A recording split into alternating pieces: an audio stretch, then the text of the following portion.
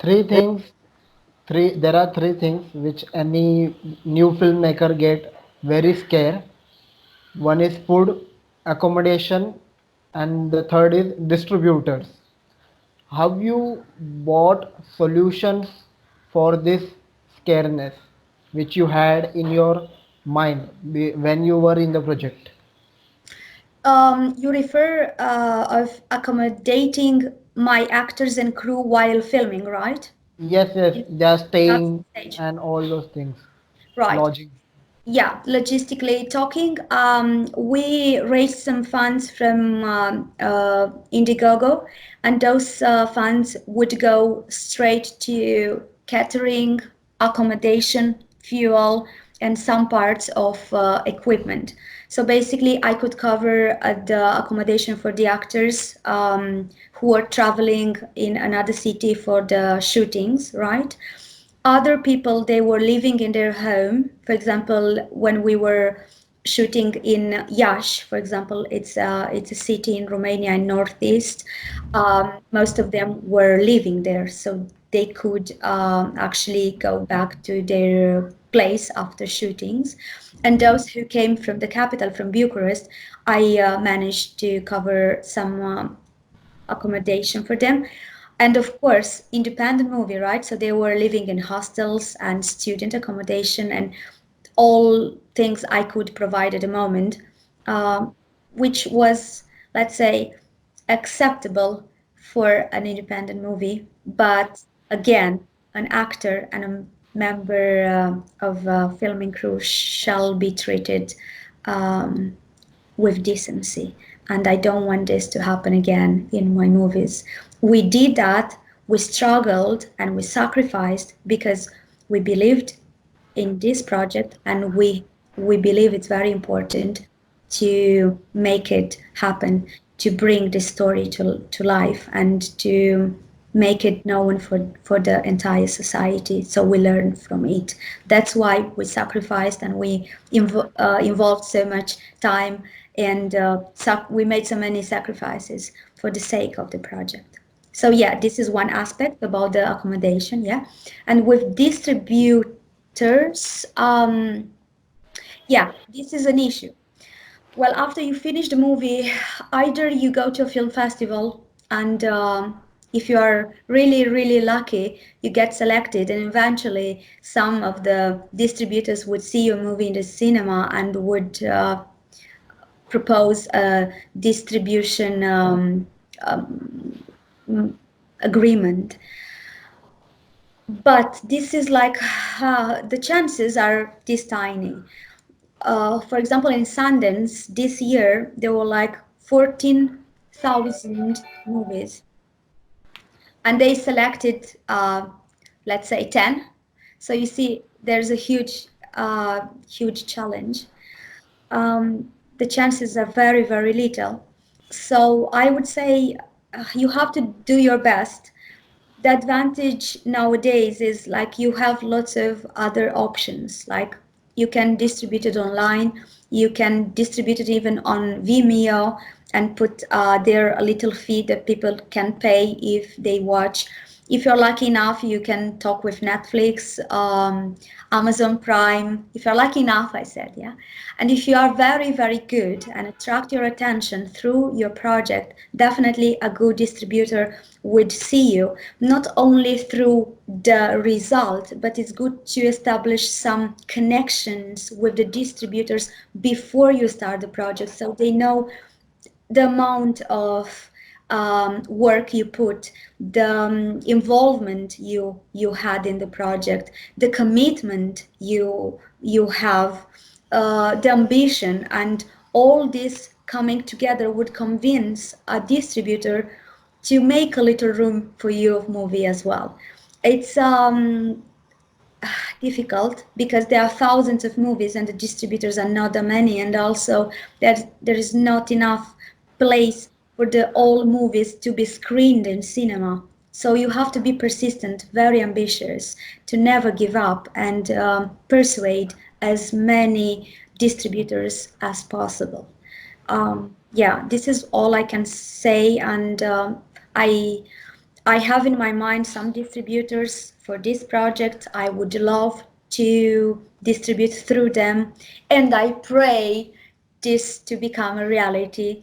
And I do my best to convince them that my movie is suitable for them and will make a change into people's mind after watching the film. Distributing a movie, big or small, is simple on online like Netflix and many other platforms, or is it difficult to pursue any big distribution company? What is simple? And have you chose the online way or the difficult way? How is all about that? I made this movie for cinema, definitely for cinema, for theaters, yeah. So my main goal is to go with it in cinemas. Then, of course, I would consider some online versions, Netflix, Amazon Prime, and so on and so forth. As far as I know, you have to know somebody there to make lobby for you because probably they receive thousands of movies and it's really difficult.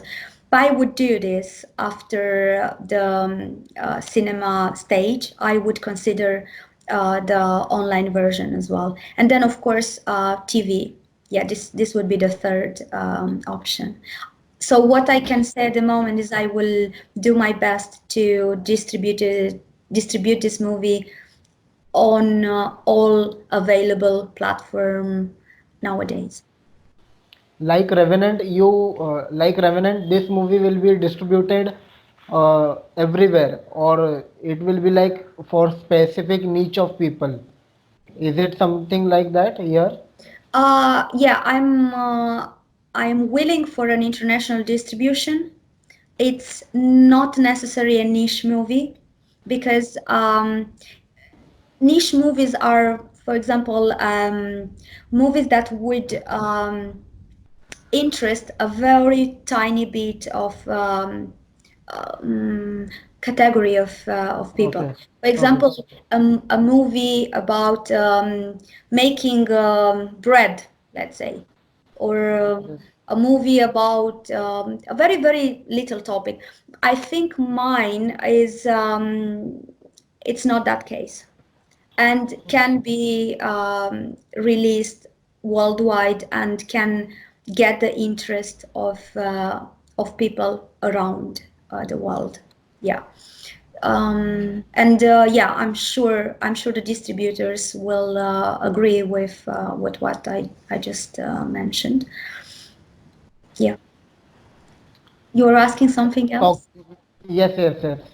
Talking about the cinematography of your movie, uh, which type of cinematography you used, conventional way or unconventional way? For example, in Joker movie, I don't know, have you watched or not?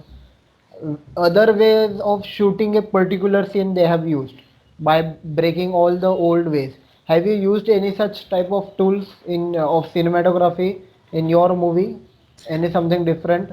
Right. I think this answer would be more suitable for my director of photography because he took care of all cinematography, right? But what I can say is like we prepare in advance classical way of filming because this is a movie presenting a story happened between 1948 to 1952, as I said. So we kind of wanted to introduce the viewer into that era. And yeah, but we have very modern cut, which will, you know, challenge your eyes and your mind. This is because I believe a movie should offer an experience to the viewer and also make him think, make him put questions and um, challenge your mind and your brain. So this is what I'm doing with this feature film. According to my knowledge of films, I might be wrong somewhere. If I'm wrong, you will correct me, obviously. Yes. Religion, nudity, and belief of our own self or different beliefs are the things on which actors and other people do not subscribe to them. How did the actors made possible to work on those things? If any such part were there of the storyline, how did the actors made possible to give justice to your story? If any such things came in the story itself which they felt that they that do not subscribe their belief system, it can be anything. Right. This is a very good question because actually my movie is treating these topics. Basically, the students, as I mentioned before, they were like re-educated because they had like strong religious feelings and strong religious beliefs, different political views, philosophical views, and so on and so forth. Everybody who was against communism would go to prison. Yeah. So my actors should actually represent this angle. Yeah. And in the movie, there is like high violence, high level of distortion of religious views, as you mentioned, and also there is nudity too. And for us, it was easy. We didn't argue too much. Actually, we didn't argue at all, just because this was and is historical topic. These things which presented in the movie really happened, and people need to see. People need to be able to analyze what happened there through the images we present in the movie. So my actors fully understood the importance of this movie, and it was no question of shall they do that or shall they not. They respected everything was there because it was part of the history. Yeah. So when you want to show something that was really happening, and this project you are involved in will make a meaning to the society, you put your personal values a little ahead and represent your role as an actor just to give as much as quality in the project as possible. And I think this is what matters when you're an actor.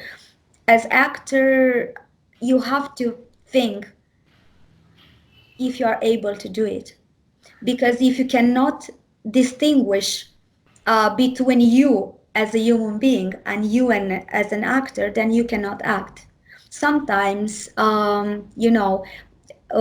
straight actors they interpreted gay actors. Sometimes gay actors they interpreted straight roles, right? Some they had roles of Buddhists and they were Christians, or they were Christians and they should be like in the role Buddhist or whatever. Okay. My point is like if you have a role, you have to uh, put yourself into that role as an actor. This has no link with you as a personal individual. Yeah, this means you are an actor. Because if you mingle the two of you as a human being and you as an actor, then things cannot go on too well. It can sometimes if you match with the role, but most of the time you have to make a huge break between these two entities. One more thing I want to share with everyone and with you also. I have seen many of my friends whenever they go to make any project, be it a short film for example, on a small level, whenever they go to approach best people on their project, the thing is that they will, but and obviously everyone needs money. They will look how much they are being paid, and though your project or anyone's project is not is even though it has a beautiful story or a worthy story, they will not work on that particular project because they aren't, because the getting money is little bit late in that project. that is the thing that I remembered when I asked you the question about your crew members, how they stayed with you so much long. they, so that was the thing. So what point of view you have on this thing? You also experienced any similar type of thing, and how you resolved if you experienced and went successfully ahead? Yeah, I think in Romania, as in any other country, in terms of remuneration for the crew member and actors, is according to their experience and according to the country normal remuneration for the specific job. For example, if you are a teacher in Romania, will get like between 800 and $1,000, let's say. Of course, you can be paid more if you go to a private school, but this is like the amount you have in your mind when you go to get a new job, right? So in acting is the same. Basically, in Romania, this remuneration per day would start from $100. Yeah. So if the actors didn't have film experience, which is totally different than acting experience, stage experience, yeah, they are two different arts. Even they look similar. Acting on a stage is totally different than acting in front of a camera. Yeah, so if they have no experience, totally they will start their remuneration with this amount. Basically, they should expect of that and no more. Yeah, more if you, for example, you as a producer, you have so much budget and you like the actor and you will put a little bit plus on the remuneration. But the base is this one. Yeah. So I think everybody should have this mindset, that this is the amount they can get, and if they want more, then they have to make another 10 projects, and then they'll have a bigger reel, and they would provide with more knowledge, and the remuneration will increase. So this is according to their experience again, and also the country normal remuneration for this specific activity as a job. Yeah. And I mentioned this in the contracts when I established the contracts with my actors, and well, for some, this amount was very little because you have the idea that when you shoot in for a movie, you think that is Hollywood and you get so much money because everybody's talking about thousands of euros, right? But the actual true, it's only in Hollywood this is happening, and only for 10 actors, yeah? So the rest shall do their best till they reach that level. So we have to understand the situation and to be good and to do our best to succeed and deliver a good content and a good result so we can increase our remuneration. This is how I think. And yeah, for my actors, yeah, I started from this limit, as I said. So in Romania, is this amount 100, starting from $100 if they are actually actors, so they finished an acting school, yeah, and going more according to their experience, yeah, and when I will have the money, I have to pay them. Yeah, but again, there is a certain amount each of them they shall be paid. So this is already established. Casting of the actors and script of the story, how you worked on that two aspects which are essential aspects properly and precisely? What was your ways and tools and methods for this film? I respected the rules and regulations in terms of casting my beloved actors. I released uh, 4 press releases, and I let people know I'm organizing this casting here and there because we organized 4 castings in 2 different areas in Romania. So people can come from their specific area because I wanted in the movie the actors to have the authentic accent, accents like you have in India, right? So I wanted a Moldavian actor to speak Moldavian with Moldavian accent and so on and so forth, each region, because in In reality, this is what happened, right? When all these youth were meeting in that prison, they were coming from different areas in Romania, and each of them had their peculiar accent, their peculiar behavior and customs, right? And I wanted to respect this, so we organized for castings, and we let the actors know through social media and mass media. And this is how they came. Usually, these castings were organized in conference rooms in different hotels in the city center of each city, because it was easier for them to reach the place, right? And we had a camera and we were filming them. We gave them several tasks to fulfill, like to say something in front of the camera, to interpret a little story, and so on and so forth. So I can see how they act, how they look in front of the camera, and so on and so forth. And then I analyzed the shootings and all the details I've taken from them with my team. Actually, I consulted with my DOP and the closer people of the movie, and we decided which one is who. I mean, who is who in terms of the roles. And then we let them know through an email, hey, you've been selected for this position. If you are interested, please confirm, and so on and so forth. And then we let them know about the rehearsal time. Most of them didn't come at the rehearsal. We also, yeah, this is true because it was not paid and they didn't have time. We had a stunt coordinator, Cristian Prisacaru, and he came from abroad specifically for the project. And actually, he allocated time to rehearse with the actors in terms of stunts, to rehearse the movements for heatings and all that involved violence in my movie.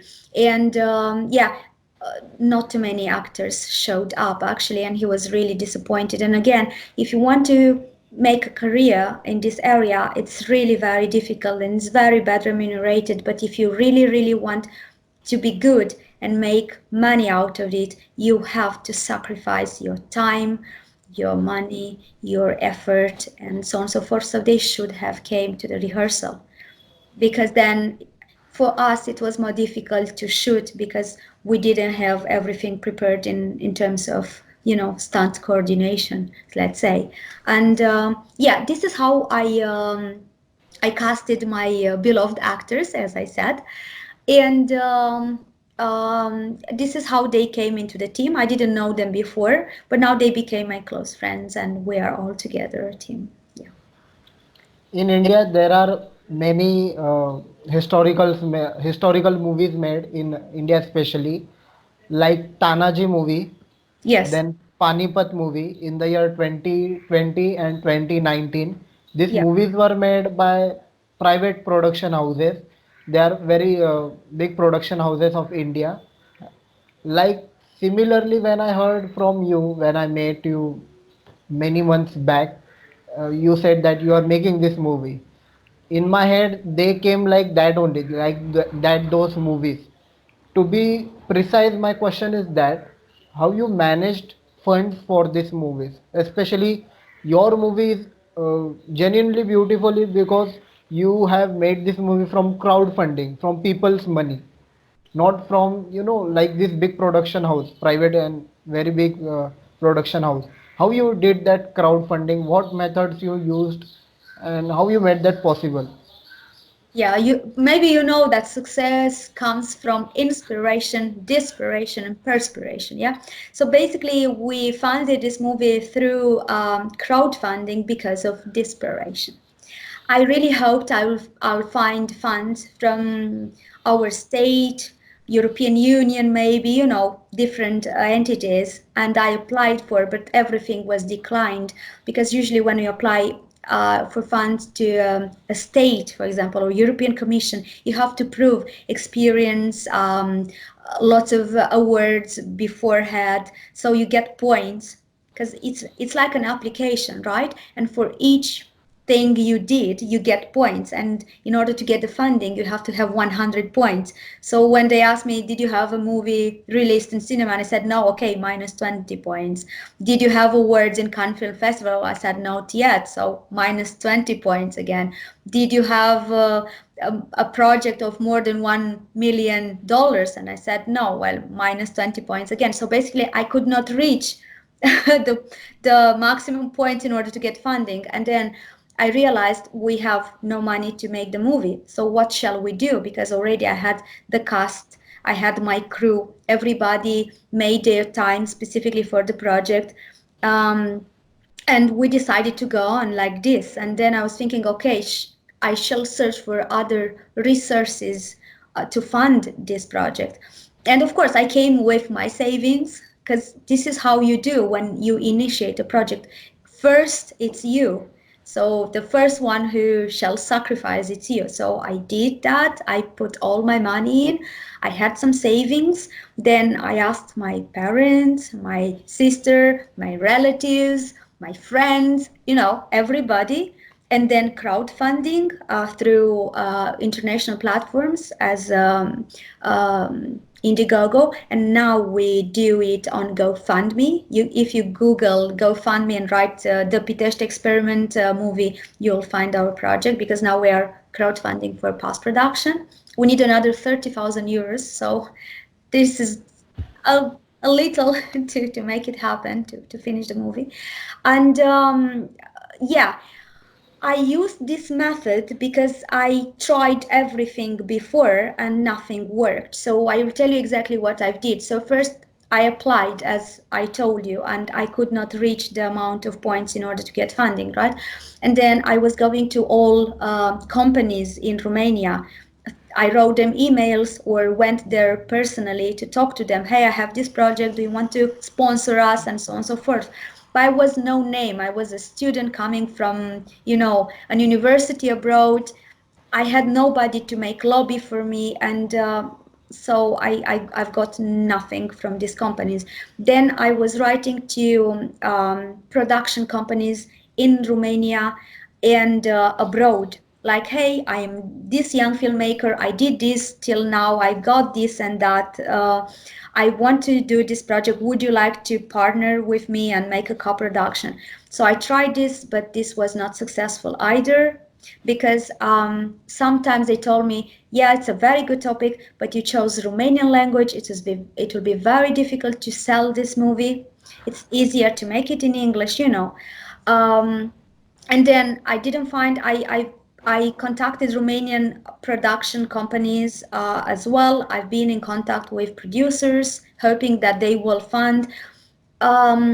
Most of them told me that if I found the money, they can produce the movie. So I thought I'd get the money from them, and actually they told me I have to bring money to them. And some others told me, yeah, we can do a partnership together. Just wait. And wait 1 year, wait 2 or 3 till you get That means okay. plain no. Well, they never said no, but I still have to wait. If I would have waited that long, I would not have anything. Because some people, maybe they don't have the courage to tell you straight away no, or they really want to do it, but it's not their priority. So in case they will find some fund that will match your topic, maybe they'll contact you. So that's why they don't say directly no, because it's a half no. Yeah. uh, so yeah, I tried this, I tried that. Then I was applying internationally to charities, non-profit organization, separate charitable funds for this movie. Like, there are some entities promoting the research about communist crimes in Germany and elsewhere in Europe, but nobody answered. Nobody answered to my email. So basically, I founded myself alone in this, and the last version of getting funds was through people, through crowdfunding. And we did internationally. We also had like national crowdfunding platforms. three. I used three already, and it went quite okay because people empathize with the topic, and it was in Romanian, so they could support us. Just the problem is, in Romania, everybody asks you for thousands of euros, but they are paid with Romanian leis, very small amount. And for me, it was very difficult to raise so much.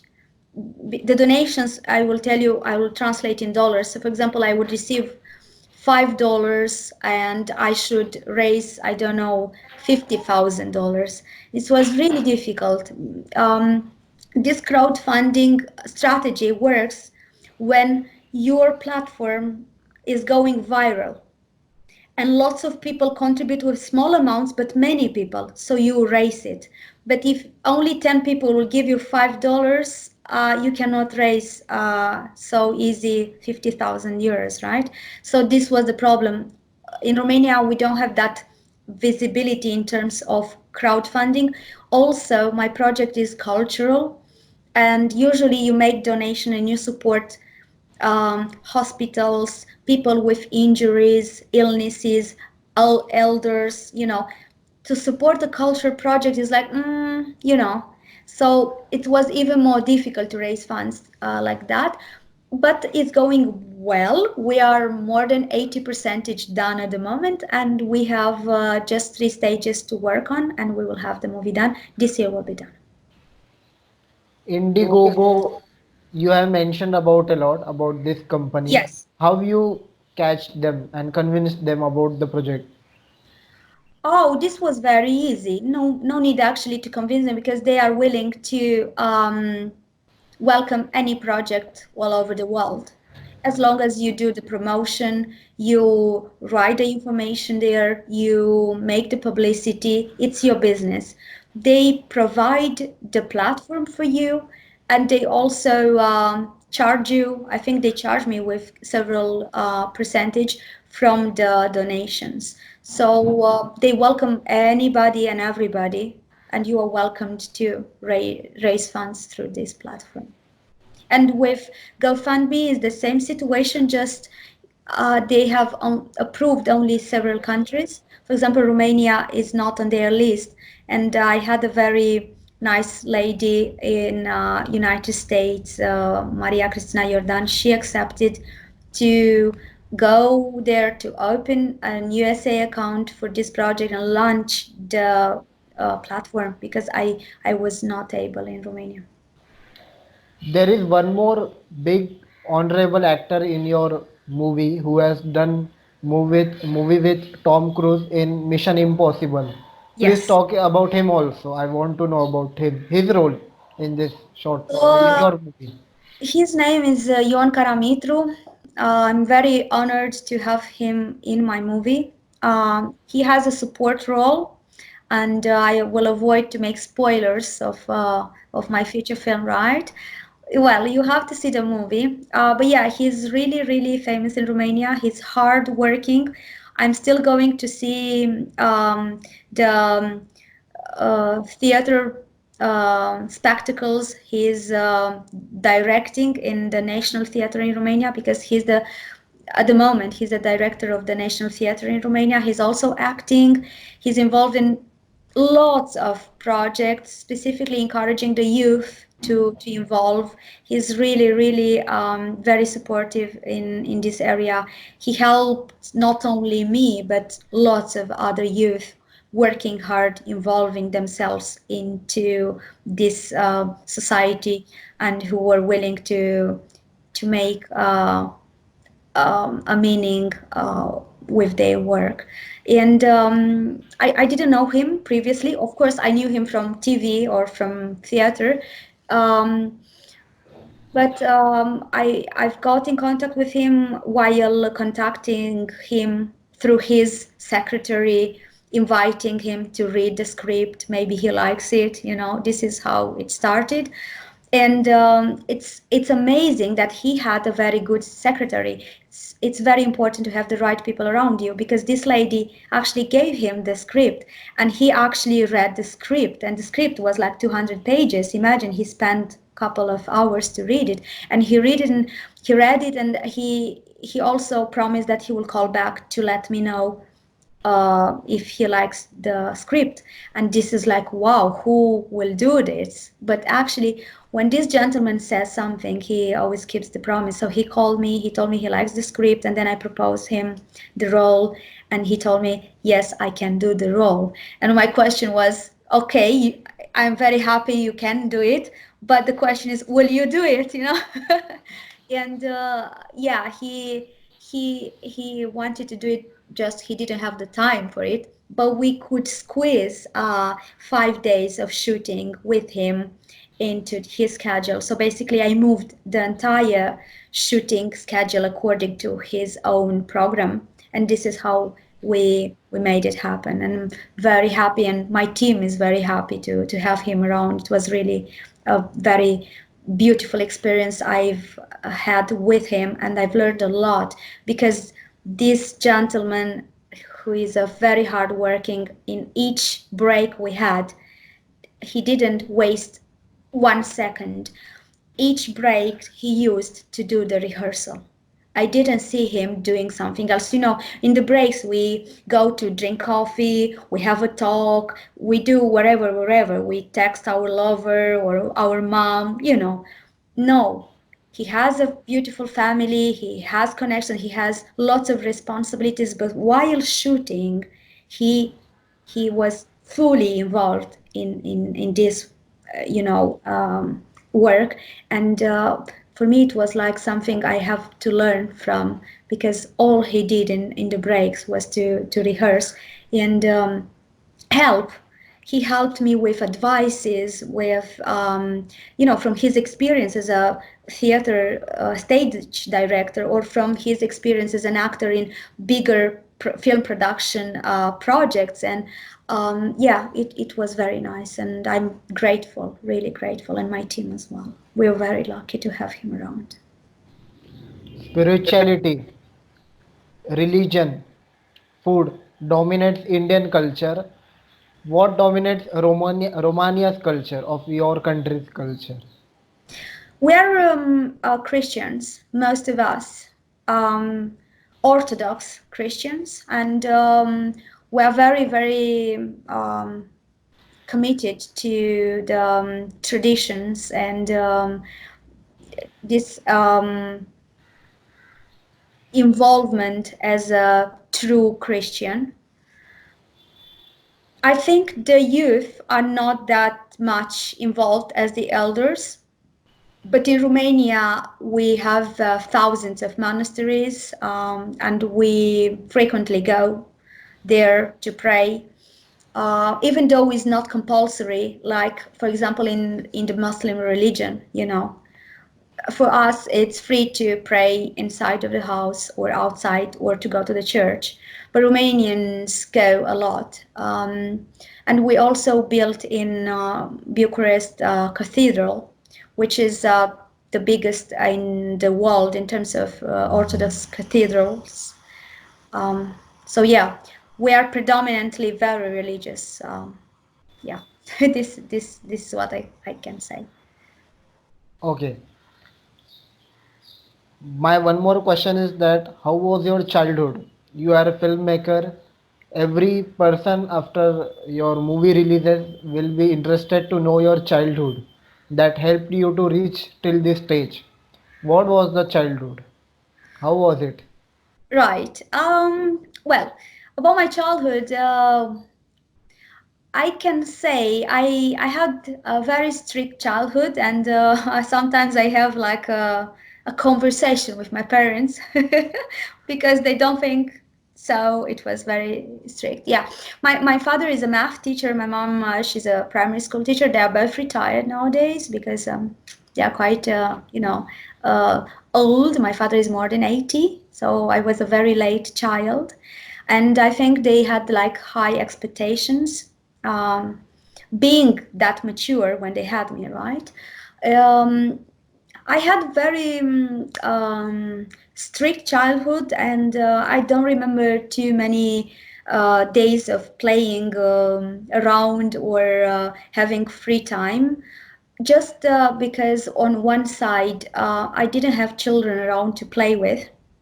Imagine, so my parents had an age when they had me, and I didn't have neighbors of the same age as me. All of them, they are much older.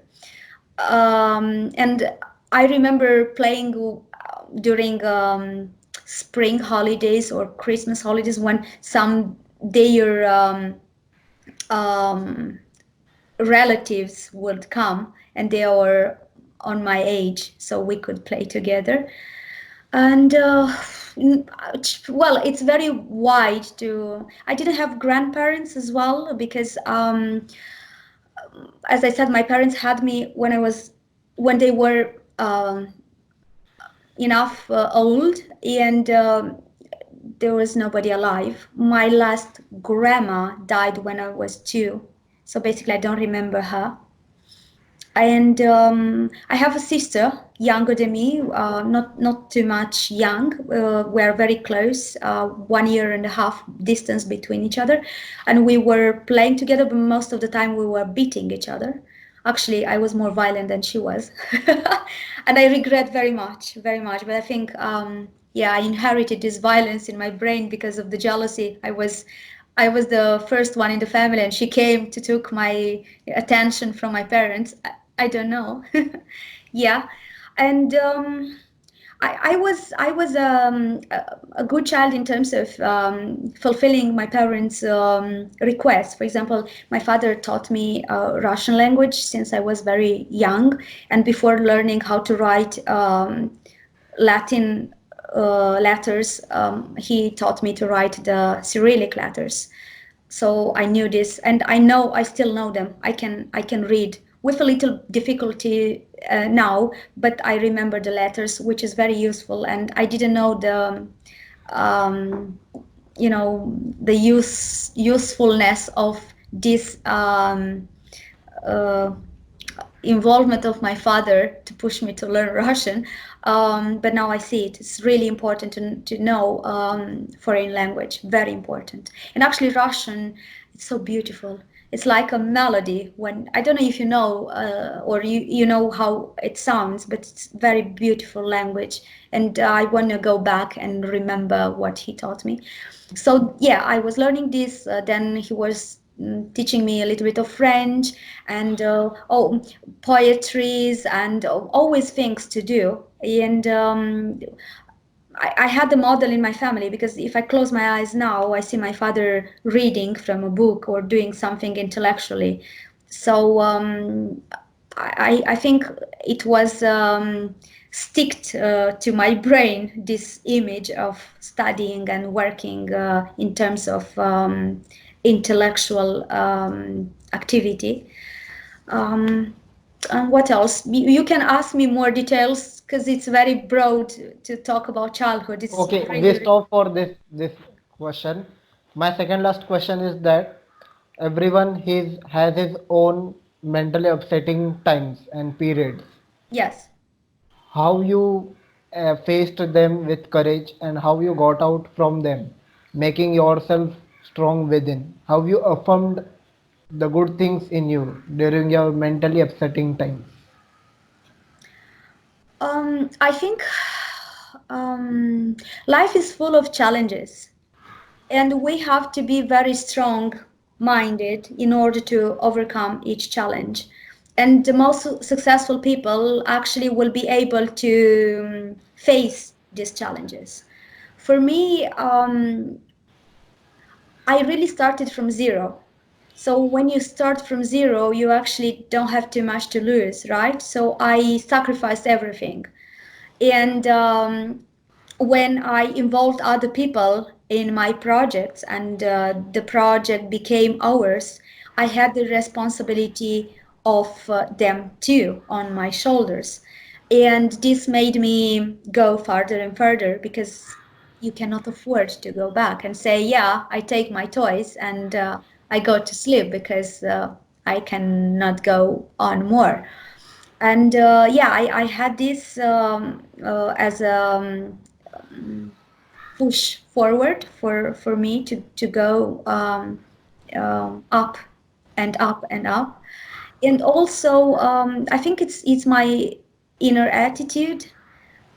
I was always like this, very proactive and positive in thinking.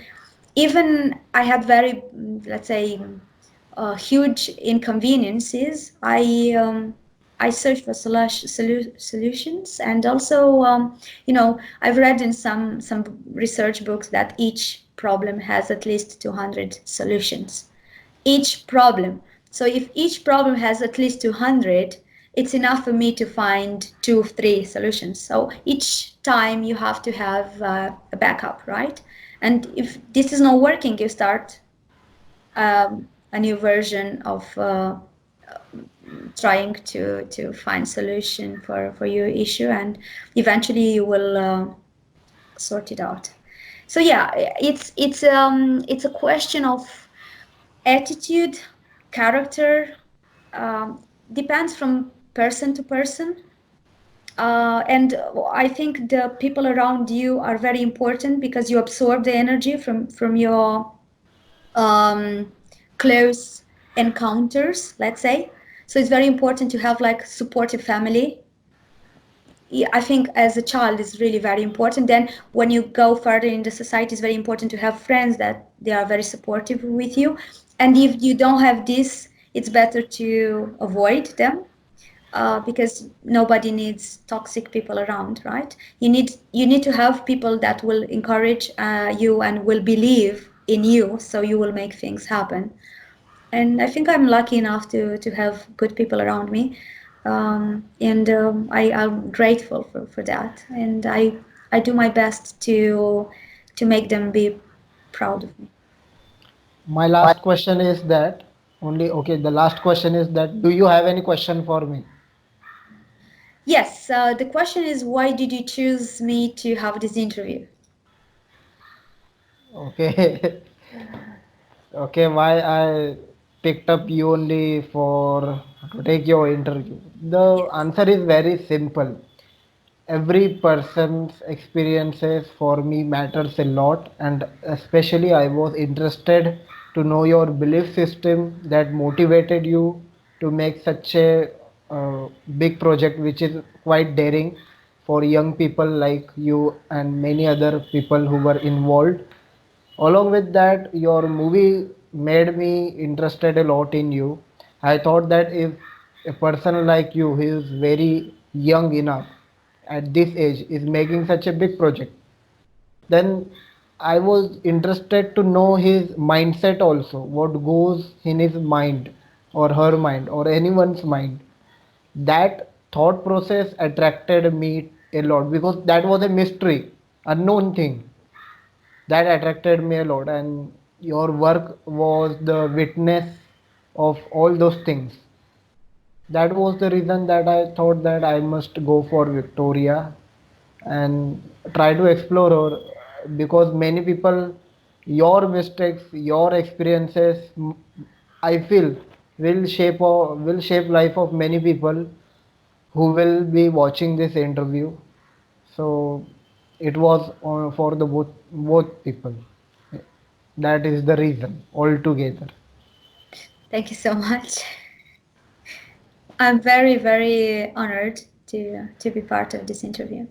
And I hope it will be useful for other youngsters to be inspired and believe in their dreams and fulfill their even the most hidden parts of their plans in, well, in a good way, right? Yeah. Happy New Year to you Thank and you. all the viewers who are going to watch this video. Happy New Year to you all. Happy New Thank you. Year to everybody, and let's have a better 2020.